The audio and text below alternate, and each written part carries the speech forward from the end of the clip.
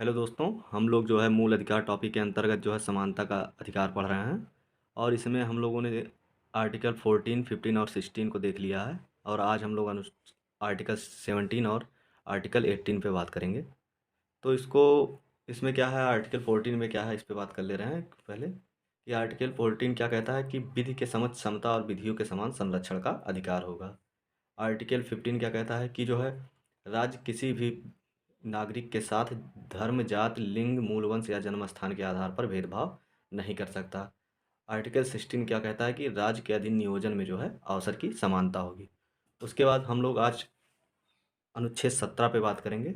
अनुच्छेद 17 क्या कहता है कि अस्पृश्यता का जो है अंत किया जाना चाहिए। अस्पृश्यता का अंत किया जाता है, ठीक।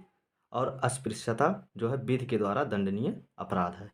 तो जो इस पे हम लोग समझने का प्रयास करते हैं कि अस्पृश्यता क्या है और अस्पृश्यता जो है विधि के द्वारा दंडनीय दंडनीय जो है अपराध कैसे है, क्या है, ठीक है। तो अस्पृश्यता, तो जब हम अस्पृश्यता को देखते हैं तो क्या है, इससे अनुच्छेद से क्या बातें निकल के आती हैं कि जो है यह जो एक प्रकार का जो है आर्टिकल 17 का कोई अपवाद नहीं है, ठीक है। अपवाद नहीं है, अनुच्छेद 17 का कोई अपवाद नहीं है। अपवाद नहीं है किस श्रेणी में देखते हैं हम, कि जैसे मान लीजिए समानता का अधिकार है और विधियों के समान संरक्षण का अधिकार है, ठीक है। उसके अंतर्गत विधि के समान समता और विधियों के समान संरक्षण का अधिकार है। तो इसमें क्या है कि जो है आनुपातिक समानता की बात करते हुए जो है समान जो है परिस्थिति में समान व्यवहार की उम्मीद करता है। अनुच्छेद 15 में क्या है कि आदमी जो है, व्यक्ति जो है शैक्षिक संस्थान में जो नामांकन में आरक्षण की बात करता है, ठीक है, इसलिए वहाँ पे भेदभाव कर सकता है। लेकिन अनुच्छेद 17 का ऐसा कोई अपवाद नहीं है, चाहे वो कोई भी हो, अगर अस्पृश्यता करता है तो उसे जो है सज़ा दी जाएगी, ठीक है। लेकिन इसको परिभाषित नहीं किया गया है। संभवतः मान लीजिए जो जिन्होंने संविधान बनाया वो ये जानते थे कि लोग इस बात वह ये जो शब्द है इससे परिचित हैं कि अस्पृश्यता क्या होगा, ठीक है। अब अस्पृश्यता को दे दिया इन्होंने कि अस्पृश्यता जो है वो एक दंडनीय अपराध है और इसका अंत किया जाता है, ठीक। उसके बाद इसमें क्या हुआ कि जब इसे परिभाषित नहीं किया गया, फिर क्या हुआ, संसद ने एक अधिनियम बनाया, ठीक है, अस्पृश्यता निवारण अधिनियम 1955, ठीक। अस्पृश्यता निवारण अधिनियम 1955, ठीक है।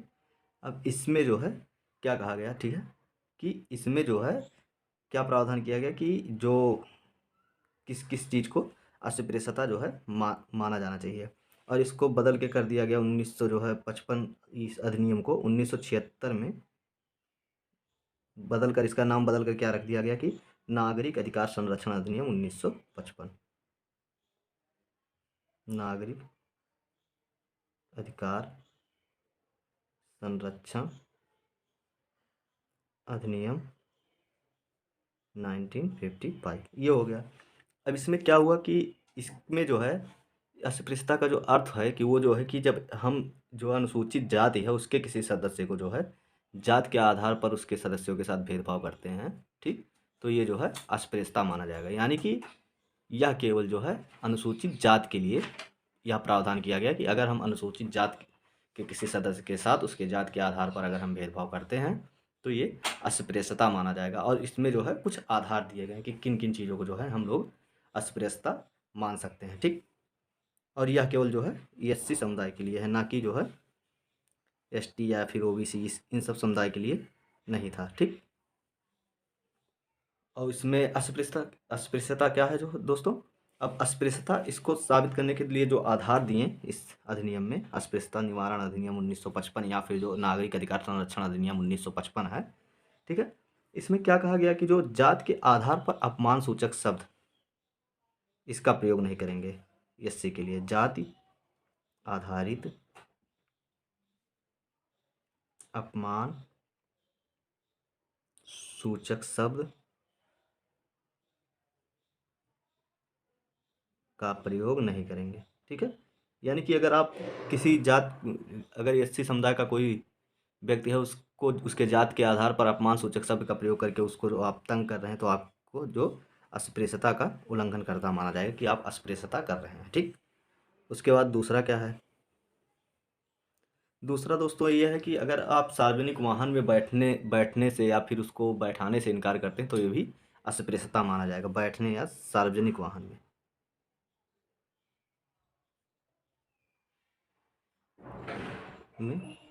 बैठने व बैठाने से इनकार करना। यानी कि अगर आप निजी गाड़ी से जा रहे हैं तो उसमें आप उसको बैठाने से इनकार कर सकते हैं, अगर मान लीजिए वो कहता है आप बैठाएं। लेकिन अगर सार्वजनिक वाहन है तो उसमें आप उसको बैठाने से इनकार नहीं कर सकते कि आप जो है जात के आधार पर, आपके उनके जात के आधार पर कि आप जो है एससी समुदाय के हैं इसलिए आपको हम इस वाहन में नहीं बैठाएंगे। तो इसका जो है आपको अस्पृश्यता का जो है दोषी माना जाएगा कि आप अस्पृश्यता कर रहे हैं, अगर उसको सार्वजनिक वाहन में, ना कि निजी वाहन में। निजी वाहन में आप बैठा सकते हैं, नहीं बैठा सकते हैं, आपकी मर्जी है, ठीक है। उसके बाद जो है तीसरा इसमें क्या हो जाएगा कि जो अगर जो है सार्वजनिक स्थल पर प्रवेश से जो है उसको रोका नहीं जा सकता, ठीक। अगर सार्वजनिक स्थल है जैसे मंदिर है, मस्जिद है, इन सब जगहों पे जो है उसको प्रयोग से जो है रोका नहीं जा सकता। मंदिर में एससी समुदाय को प्रयोग से जो है अगर आप प्रवेश करना चाह रहे हो तो उसे आप किसी भी हालत में रोक नहीं सकते हैं। अगर हम आटा चक्की पर जा रहे हैं और जात के आधार पर आटा चक्की वाला मना करता है एससी समुदाय के जो सदस्य हैं उनको कि आपका जो है गेहूँ नहीं पीसेंगे, तो ये भी अस्पृश्यता का जो है उल्लंघन करता माना जाएगा कि आप वो आटा चक्की वाला अस्पृश्यता का उल्लंघन कर रहा है, ठीक। और अगर मान लीजिए कि अगर कोई समुदाय है और वो जो है दर्शन, धर्म, परंपरा आदि के आधार पर कि हमारी परंपराएं ऐसी है कि जो ये अस्पृश्यता जिसमें उचित माना गया है, तो ये जो है ये भी अस्पृश्यता का जो है उल्लंघन माना जाएगा कि आप अस्पृश्यता कर रहे हैं, ठीक है। अब इसमें जो सज़ा का प्रावधान किया गया, ठीक है, कि सज़ा का प्रावधान क्या किया गया कि मान लीजिए अगर अस्पृश्यता का ये हो सकता है कि अगर कोई आपको कोई जो है अनुसूचित जाति समुदाय का जो अगर व्यक्ति ला के आपको पानी दे रहा है तो आप उसको मना कर दे रहे हैं, ठीक है, कि हम नहीं पिएंगे। और इसका आधार, मना करने का आधार अगर जाति हो गया तो आप अस्पृश्यता के जो है उन्मूलनकर्ता माना जाएंगे कि आपने अस्पृश्यता का जो है उल्लंघन किया है, ठीक। और उसके बाद जो है कि अगर आपने उसको कह दिया कि नहीं, वर्तमान समय में कोरोना है, इस तरीके की महामारी है, इसको आधार बनाते हुए आपने कहा कि नहीं हम आपके जो है हाथ से जो है पानी नहीं पिएंगे, तो इसको नहीं माना जाएगा। ये जो है विपरीत परिस्थितियों में आप इसको जो है मना कर सकते हैं, जैसे मान लीजिए कोरोना, ठीक है। उसके बाद इसमें जो सज़ा का प्रावधान किया गया इसके उल्लंघन में, ठीक है, तो सज़ा का प्रावधान क्या कहा किया गया कि अगर आप पहली बार अगर अस्पृश्यता का जो है कर रहे हैं उल्लंघन, तो इसमें क्या हो जाएगा कि 1 से 6 माह की सज़ा होगी। 1 से 6 माह, यानी कि आपको 1 माह की भी हो सकती है, 6 माह की, ठीक है, कारावास हो जाएगा, ठीक। और उसके बाद या एवं एवं 100 से 500 रुपये का जुर्माना, 100 से 500 रुपये का जुर्माना। यानी कि ये क्या शब्द है कि 1 से 6 माह की सज़ा, यानी 1 माह का भी हो सकता है और 6 माह का भी हो जाता है पहली बार जब आप अस्पृश्यता के केस में जाते हैं, ठीक है।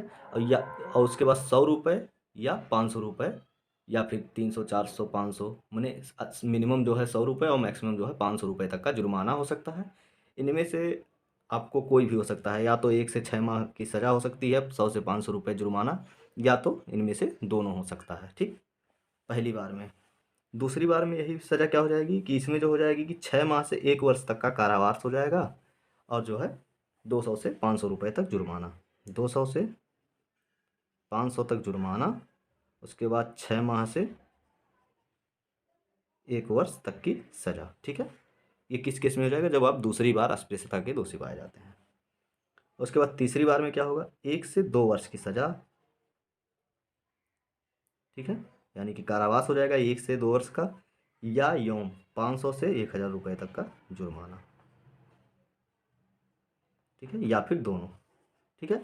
अब इस प्रकार इसमें कुछ जो कमियां थी, मान लीजिए केवल ये एससी को संरक्षण देता था, ठीक है, एसटी को नहीं देता था, या फिर यह व्यवहार में प्रभावी भी नहीं हो पाया, तो इससे जो इसमें संशोधन करते हुए जो है 1989 में एससी और एसटी अत्याचार निवारण अधिनियम पारित हुआ, ठीक है। एससी व एसटी अत्याचार निवारण अधिनियम 1989 में, ठीक है। ये आ गया क्यों, क्योंकि इसका जो है इसमें एसटी समुदाय को नहीं शामिल किया गया, इसको एक कमी के तौर पर देखा गया और ये व्यवहार में प्रभावी भी नहीं रहा, ठीक है। अब इसमें क्या हुआ कि जब आया तो क्या कहा कि एससी और एसटी के विरुद्ध अगर 22 कार्यों को निर्धारित किया कि अगर एससी है और एसटी है उसके जो विरुद्ध जो 22 कार्य हैं उसको अत्याचार जो है माना, और जो कहा कि इसमें जो है दंड की व्यवस्था की जाएगी अगर आप इन 22 चीज़ों के विरुद्ध जो है एससी और एसटी को तंग करते हैं। ठीक है, यानी कि इसमें क्या कहा गया कि यह कानून जो है आया उसमें जो है एससी और एसटी के विरुद्ध जो है किए गए जो 22 कार्य हैं उसके लिए जो है उसको ये अत्याचार मानता है और जो है उसे दंडनीय मानता है। ठीक है, इसमें पहला क्या हो जाएगा, अगर आप बेगार करवा रहे हैं। ठीक है, इसको आगे चलेंगे अनुच्छेद 23 में तो हम पढ़ेंगे और विस्तार से बेगार क्या है। उसके बाद जो है अगर आप जो है वोट के लिए दबाव डाल रहे हैं, वोट हेतु दबाव डाल रहे हैं। ठीक है, 22 कार्य बताएं, हम कुछ मुख्य मुख्य बातों को देखेंगे। वोट हेतु दबाव डाल रहे हैं तो ये भी जो है अत्याचार माना जाएगा कि आप अत्याचार कर, और इसके लिए जो सज़ा का प्रावधान किया गया ये बढ़ाकर क्या कर दिया गया कि आप 6 माह से लेकर के 6 माह से 5 वर्ष तक की जो है सज़ा, इसमें सज़ा का प्रावधान किया गया। अब ये सज़ा का प्रावधान इसमें क्या हुआ कि अभियुक्त की जो है तत्काल गिरफ्तारी की भी व्यवस्था की गई है। इसमें क्या हुआ, इसके बाद अभियुक्त की जो है तत्काल गिरफ्तारी होगी, जो दोषी है उसकी तत्काल गिरफ्तारी, अभियुक्त की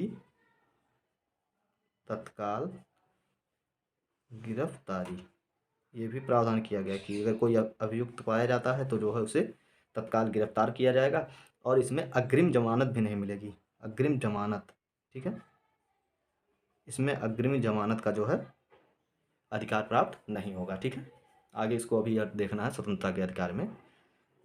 अब ये जो आ गया कि आप बेगार नहीं करवा सकते हैं, अगर आप बेगार करवा रहे हैं तो वो अत्याचार माना जाएगा। वोट हेतु दबाव नहीं डाल सकते हैं, अगर ऐसा आप कर रहे हैं तो ये जो है अत्याचार माना जाएगा। और इसमें जो सज़ा का प्रावधान किया गया वो 6 माह से जो है 5 वर्ष तक की सज़ा का प्रावधान किया गया, और अभियुक्त की जो है तत्काल गिरफ्तारी होती थी और उसे अग्रिम जमानत भी जो है नहीं मिलता था। ठीक, उसके बाद देखते हैं, उसके बाद देखते हैं तो देखो क्या है। अब इसमें क्या किया गया कि जो है 2015 में इसमें संशोधन किया गया और जो 22 चीज़ों को अत्याचार बताया गया और इसमें 25 चीज़ों को और जोड़ दिया गया कि ये भी अत्याचार माना जाएंगे, और इसकी संख्या जो है बढ़ा करके 47 कर दी गई। ठीक है, अब इसमें जो है भी इसको अब इसमें क्या हुआ कि यह प्रावधान भी किया गया जो है कि अगर ऐसे मामले हैं तो उसके शीघ्र निपटारे के लिए जो है विशेष अदालतों का गठन किया जाएगा।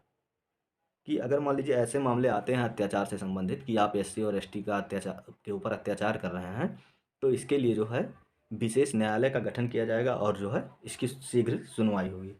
ठीक है, अब इसको क्या हुआ कि सुप्रीम कोर्ट में जो है चुनौती दे दी गई। ठीक है, सुप्रीम कोर्ट में चुनौती किन चीज़ों को लेके, तत्काल गिरफ्तारी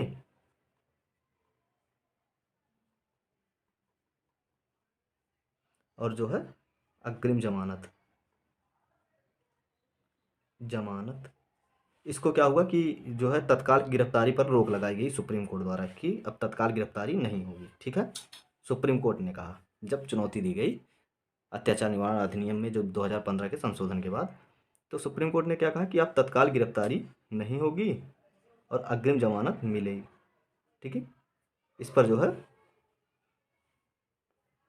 अग्रिम जमानत निषेध, इन दोनों को जो है कहा कि नहीं ऐसा नहीं होगा, अग्रिम जमानत दी जा सकती है और जो है तत्काल। ऐसा सुप्रीम कोर्ट ने क्यों किया कि जब लगभग 100 मुकदमे मान लीजिए दर्ज होते हैं तो लगभग 30% ही सही होते हैं, बाकी जो है फंसाने का कार्य किया जा लगा कि ये फंसाने का कार्य किया जाता है इन समुदायों द्वारा, इसलिए जो है।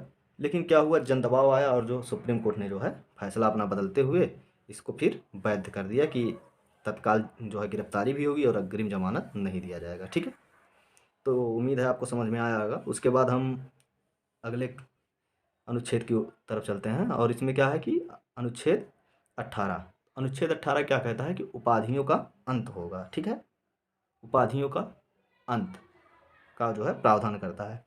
उसके बाद इसके जो कुछ हैं किस प्रकार की उपाधियाँ, किसका अंत क्या है, इसको देखने का प्रयास करते हैं। तो इस क्रम में हम देखते हैं क्या, राज्य जो है उपाधियों का अंत, यानी कि राज्य उपाधि नहीं देगा। ठीक है, ये आर्टिकल के ही शब्द हैं, राज्य उपाधि नहीं देगा, इसके अपवाद हैं सैनिक और शैक्षणिक उपाधि। ठीक है, राज्य उपाधि नहीं देगा, लेकिन वह सैनिक और शैक्षणिक जो उपाधियां हैं उसको दे सकता है। सैनिक उपाधियों में क्या हो गया, जैसे कि मान लीजिए परमवीर चक्र, चक्र, महावीर चक्र,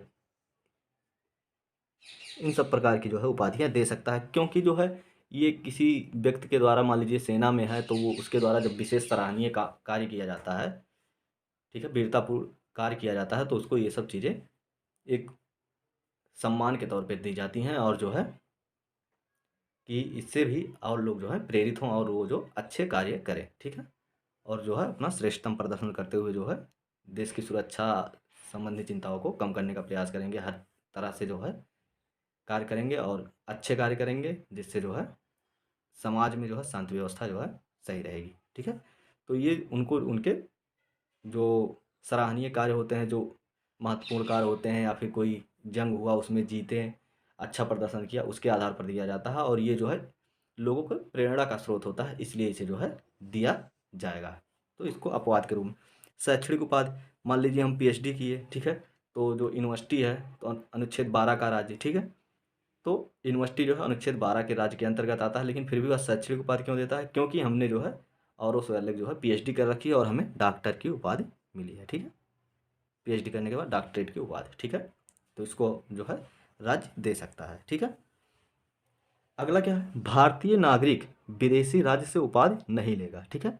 जैसे कि मान लीजिए जब ब्रिटिश काल था तो यहाँ पर जो है ब्रिटिश लोग जो है अपनी सुविधाओं को, जो अगर उनके लिए कोई सुविधाजनक कार्य करते थे भारतीय, तो उनको जैसे उपाधि दी जाती थी, राय बहादुर, सर, नाइटहुड, इन सब तरीके की जो उपाधियाँ दी जाती थी, तो उनका जो है अब भारतीय नागरिक की कोई विदेशी राज्य से जो है उपाधि नहीं प्राप्त करेगा, ठीक है। अब भारतीय नागरिक हैं, विदेशी राज्य से उपाधि नहीं ले सकते हैं, इस तरीके का, ठीक। उसके बाद भारत में जो लाभ का पद धारण करने वाले विदेशी, ठीक है, भारत भारत में जो है लाभ का पद धारण करने वाला विदेशी विदेशी राज्य से उपाधि ले सकता है राष्ट्रपति की अनुमति से, लेकिन उन्हें जो है राष्ट्रपति की अनुमति लेनी होगी। अब मान लीजिए ये भारत में लाभ का पद धारण करने वाला विदेशी कौन है, तो हम भारत की सेना में जानते हैं एक गोरखा रेजिमेंट है, ठीक है, गोरखा रेजिमेंट, ठीक है, और ये मुख्यतः जो है नेपाल के हैं, लेकिन इनको जो है भारतीय सेनाओं में शामिल किया गया है, और जो है भारतीय सेनाओं में जो है लाभ के पद पर हैं, इसलिए जो है ये जो है विदेशी राज्य नेपाल अन्य राज्यों से जो है उपाधि ले सकते हैं, लेकिन इस क्या होगा कि राष्ट्रपति की जो है अनुमति लेनी पड़ेगी, ठीक है। इस तरीके से हो गया, ठीक है। इसमें इसी क्रम में हम लोग बात करेंगे कि जो है सचिन तेंदुलकर को जो है ऑर्डर ऑफ ऑस्ट्रेलिया अवार्ड से सम्मानित किया गया, तो इन सब चीज़ों को भी हम बात करेंगे इसमें कि पद्मश्री, पद्म भूषण, पद्म विभूषण, इस सब में कम संबंधित क्या है समस्याएं।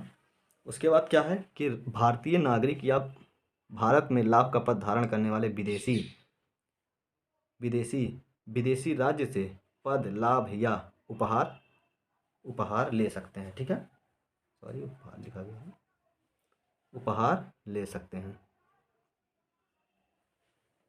परंतु राष्ट्रपति की अनुमति से, ठीक है। यानी कि जो भारत में नागरिक हैं और भारत में लाभ का पद धारण करने वाले विदेशी हैं, वो जो है विदेशी राज्य से कोई पद, लाभ या उपहार ले सकते हैं, लेकिन राष्ट्रपति की अनुमति लेनी होगी, ठीक है। अब इसमें मान लीजिए उपाधि, एक शब्द आया है कि उपाधियों का अंत होना चाहिए, इसकी परिभाषा भी देख लेते हैं कि उपाधि क्या है। उपाधि से तात्पर्य क्या होता है कि वह एक ऐसी पदवी है जिसे व्यक्ति जो है सामान्यतः अपने नाम के आगे या पीछे जो है प्रयोग करता है, ठीक है। जैसे राय बहादुर राय बहादुर सर, ये सब उपाधियाँ जो है पहले और बाद में प्रयोग की जा सकती हैं, ठीक है।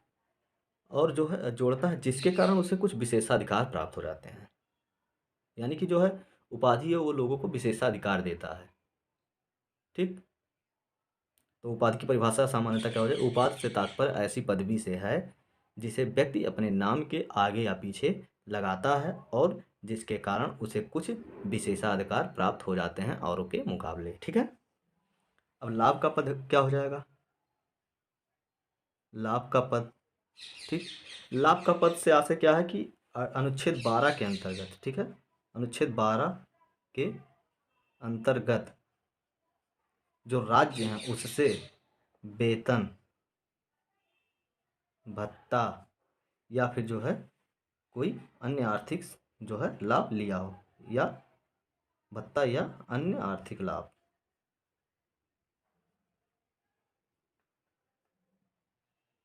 लाभ लेता हो। माने जो व्यक्ति जो है अनुच्छेद 12 के अंतर्गत जो राज्य है उसके द्वारा जो है वेतन भत्ता या फिर अन्य आर्थिक जो है लाभ लेता है, वो जो है क्या कहा जाएगा कि वह लाभ का पद धारण करता है। लेकिन संसद ने जो है क्या किया कि एक कानून बनाकर 56 पद लगभग हैं, उनको जो है लाभ का पद नहीं माना है, इनको अपवाद स्वरूप रखा गया है। जैसे मान लीजिए राष्ट्रपति हो गए,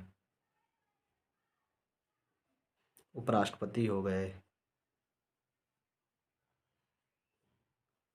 पीएम हो गए, प्रधानमंत्री, उसके बाद आपके हो गए एमपी हो गए, मेंबर ऑफ पार्लियामेंट, एमएलए हो गए, ये सब का जो है ये लाभ का पद जो है नहीं माना जाता है ऐसे 56 पदों को। ठीक है, उसके बाद जो ये पद्म भूषण और पद्म भारत रत्न ये से संबंधित जो हैं इस पे बात करते हैं। तो क्या हुआ कि 1954 में जवाहरलाल नेहरू जी ने 1954 में भारत रत्न भारत रत्न पद्म विभूषण पद्म विभूषण पद्म भूषण, उसके बाद फिर पद्मश्री, पद्मश्री। ठीक है, इन तीनों को सम्मिलित रूप से क्या कहा जाता है, पद्म अवार्ड। ठीक है, इन सब का प्रारंभ की शुरुआत की। ठीक है, कि अब हम जो है भारत रत्न पद्म विभूषण पद्म भूषण पद्मश्री की उपाधियां देंगे। और इसका जो है किसने विरोध किया, विरोध होने लगा इसका कि ये जो है अनुच्छेद 18 का उल्लंघन है। किसने किया, आचार्य जेबी कृपलानी ने, आचार्य जेबी कृपलानी ने। ठीक है, अब जेबी कृपलानी जो है ये 1947 में जो भारतीय राष्ट्रीय कांग्रेस के अध्यक्ष भी थे, संविधान सभा के सदस्य भी रहे थे। ठीक है, इन्होंने इसका मुखर विरोध किया। ठीक, फिर 1977 में क्या हुआ, ठीक है, जनता पार्टी की सरकार आई और मोरारजी देसाई जो है पीएम बने और इन्होंने जो है इन उपाधियों को बंद कर दिया। 1977 में पहली बार जो है इन उपाधियों को जनता पार्टी द्वारा बंद किया गया। ठीक है, जनता पार्टी द्वारा। ठीक है, किन इन उपाधियों को देना बंद कर दिया गया जनता पार्टी द्वारा। और मोरारजी देसाई जो हैं, मोरारजी इसके जो है इस दौरान पीएम रहे थे।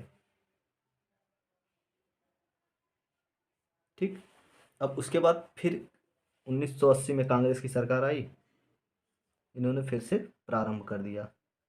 किसने प्रारंभ किया, 1977 में 1954 में प्रारंभ हुआ, किसके द्वारा, जवाहरलाल नेहरू द्वारा। 1977 में बंद हुआ मोरारजी देसाई की सरकार में, जनता पार्टी की जो सरकार थी। उसके बाद जो है फिर प्रारंभ हुआ 1980 में कांग्रेस द्वारा। ठीक, इसे फिर प्रारंभ किया गया। अब 1992 में जो है इसमें एक याचिका डाली गई और सुप्रीम कोर्ट ने जो है इसे बंद कर दिया और कहा कि जब तक हम कोई निर्णय नहीं देते हैं तब तक जो है ये जो उपाधियां हैं ये बंद रहेंगे। उसके बाद इसी से संबंधित आया बालाजी राघवन केस 1900 जो है 96, 1992 में याचिका गई। उसके बाद उपाधियों को बंद करने की बात की गई। फिर 1996 में आया बालाजी राघवन केस, बालाजी राघवन केस। ठीक है, 1996। ठीक, इसमें दो चीज़ों में बांटा गया। ठीक है, एक तो कहा गया कि जो है उपाधि, और दूसरा कहा गया सम्मान, यानी कि टाइटिल और अवार्ड, सम्मान को अवार्ड कहा गया। ठीक है, इसमें क्या कहा गया कि जो है उपाधियां जो हैं ये समानता विरोधी हैं, समानता विरोधी हैं।